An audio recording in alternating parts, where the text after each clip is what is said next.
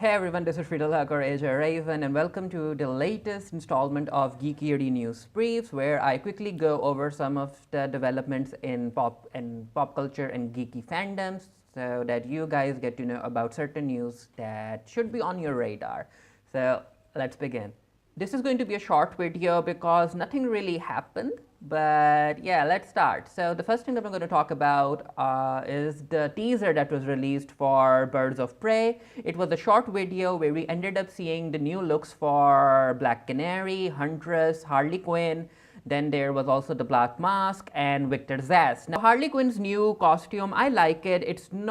It is sexy, but it's not very trashy like it was in the first film, so I appreciate that. Now, Ian McGregor as Black Mask, I didn't like his look. I also didn't like Victor Zsasz's look. I also didn't like the Huntress's look. I also didn't like Black Canary's look. I also didn't like Renee Montoya's look. I guess her name is Montoya, right? And I also didn't like Cassandra Cain's look. It felt very CW to me, but then again, let's see what happens when the film is released or when the first trailer is released. However, the fact is that Margot Robbie, who is also serving as a producer on the film, is enjoying herself, and you can really see that in the way she is acting and all that. The most interesting thing for me was that in the necklace or the collar that she was wearing, the charm had the name Bruce on it.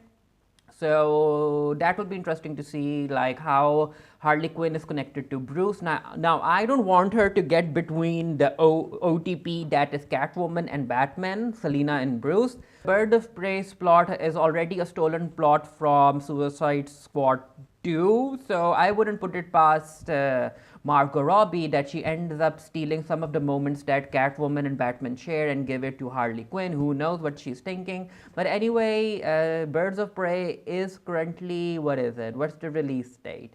The release date is in the United States, February 7, 2020. So there's still like a year, about a year for it to be released, so let's see what happens. What we're going to talk about is Disney Pixar ended up releasing a teaser where Bo Peep ends up coming back for Toy Story 4. Now, according to the press release, while Woody and Buzz and everyone else were kind of still owned by Andy, even though Andy didn't play with them anymore, Bo Peep was put in a box and then she escaped and she ended up being an adventurer. Now she is made of porcelain, so it's kind of weird. So it will be interesting to see how such a delicate toy is able to move around for so long, and it will also be interesting to see like what a toy thinks of itself when it doesn't have an owner, because in the previous 3 films, there was a lot of talk about how toys want to be played with, how a toy's purpose is to make other children happy.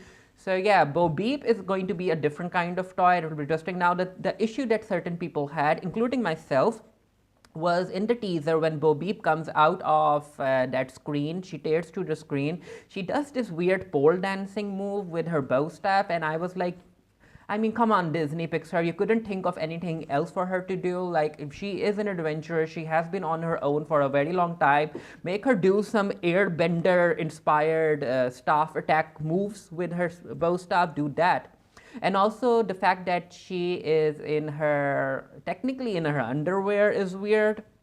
And also, considering she's made of porcelain, according to the press release, she is supposed to be chipped, but I don't see a lot of chipping on her. I would have really preferred her to have a little cracks or scars on her face or on her body somewhere. Maybe she has them on her legs, we don't know. So that will be interesting to see. And I don't know what's going to happen, but I will surely watch this movie. So director Jake Wilson ended up creating an ASL version of Ariana Grande's song 7 Rings video, and it has Nyle DiMarco, a model that was, I got to know him through American Next Top Model, and he's an incredible model. He is very good looking, and I also ended up drawing a lot of him for the Geekiary Redbubble shop, so the link to that will be down in the description below if you are a Nyle DiMarco fan and you want to buy something from Redbubble to support the website as well.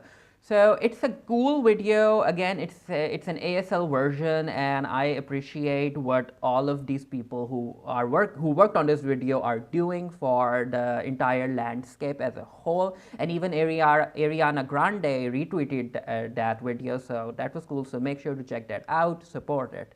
The final thing that I'm going to talk about is Diego Luna playing a trans woman in the upcoming film Berlin, I Love You. Now, there has been a lot of talk about how Hollywood shouldn't be casting cis, straight male actors to play trans women on screen. We have already seen a lot of that happening with Jared Leto. Then there were more movies. Even Matt Bomer did it, and yeah, it's enough is enough. So seeing Diego Luna doing this, especially after all of the controversy that had happened with how important it is for casting to go and select actual trans people and actual trans talent for such roles, it's kind of disappointing. So Diego Luna, for those who don't know, is from Star Wars Rogue One. And Berlin, I Love You is an anthology film which will follow 10 separate tales of romance, and one of the romances is the one with Diego Luna. And the rest of the cast includes Keira Knightley, Helen Mirren, Jim Sturgis, Diana Aragon. So a lot of people are in there, but then again, it is very disappointing to see that the film decided to cast Diego Luna for this role.